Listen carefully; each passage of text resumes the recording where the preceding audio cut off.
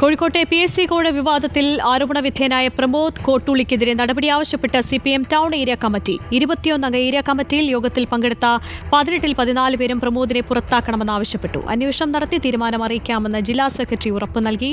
ദീപക് മലയമ്മയാണ് വിശദാംശങ്ങളുമായി ചേരുന്നത്. ദീപക്, യോഗത്തിൽ പങ്കെടുത്ത ഭൂരിഭാഗം പേരും പ്രമോദ് കോട്ടൂളിയെ പുറത്താക്കണം, നടപടി വേണം എന്നുള്ളൊരു ആവശ്യമാണ് ഉന്നയിക്കുന്നത്. എന്താണ് കൂടുതൽ വിവരം?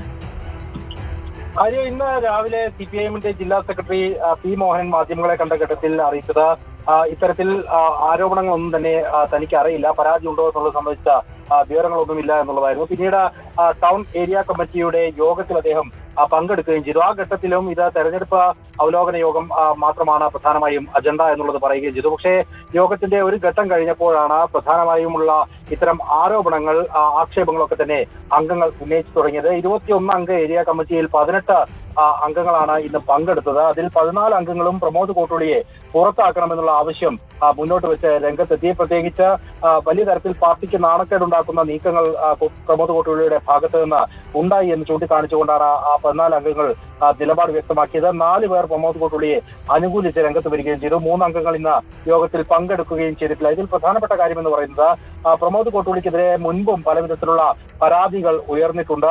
അത് ജീവിത ശൈലി പാർട്ടിയുമായി യോജിക്കാത്ത തരത്തിലേക്ക് മാറിയിട്ടുണ്ട്. പ്രകടമായ മാറ്റം ആ കാര്യത്തിൽ വന്നിട്ടുണ്ട്. ഒപ്പം തന്നെ ലോൺ തരപ്പെടുത്തി നൽകുന്ന കാര്യത്തിലടക്കം കമ്മീഷൻ ഇടപാടുകൾ നടത്തിയിട്ടുണ്ട്. ചില റിയൽ എസ്റ്റേറ്റ് ബന്ധങ്ങൾ പ്രമോദ് കോട്ടൂളി സൂക്ഷിക്കുന്നു തുടങ്ങിയ ആരോപണങ്ങളൊക്കെ തന്നെ അംഗങ്ങൾ ഉന്നയിക്കുന്ന സാഹചര്യമുണ്ടായി. ആ പശ്ചാത്തലത്തിൽ ഇത് അന്വേഷിച്ച് വേണ്ട നടപടി സ്വീകരിക്കുമെന്നുള്ള ഉറപ്പ് ഇതിനോടകം തന്നെ ജില്ലാ സെക്രട്ടറി ആ യോഗത്തിൽ നൽകുകയും ചെയ്തിട്ടുണ്ട്. നേരത്തെ തന്നെ സംസ്ഥാന കമ്മിറ്റി ഈ വിഷയത്തിൽ ഇടപെടുകയും ജില്ലാ സെക്രട്ടേറിയറ്റിനോട് ഉചിതമായ നടപടി സ്വീകരിക്കാൻ ആവശ്യപ്പെടുകയും ചെയ്തിട്ടുണ്ടായിരുന്നു. അത്തരം നിർദ്ദേശം ഇന്ന് വൈകിട്ടോടുകൂടി തന്നെ പുറത്തു വരികയും ചെയ്തിട്ടുണ്ടായിരുന്നു. ആ ഒരു പശ്ചാത്തലത്തിൽ ഇനിയിപ്പോൾ പെട്ടെന്ന് തന്നെ നടപടിയിലേക്ക് കടക്കാനുള്ള സാധ്യതയാണ് നമ്മൾ കാണുന്നത്. അടുത്ത ദിവസം ചേരുന്ന ജില്ലാ സെക്രട്ടേറിയറ്റ് യോഗം അത് സംബന്ധിച്ചുള്ള അന്തിമ തീരുമാനങ്ങൾക്ക് നൽകുകയും ചെയ്യും.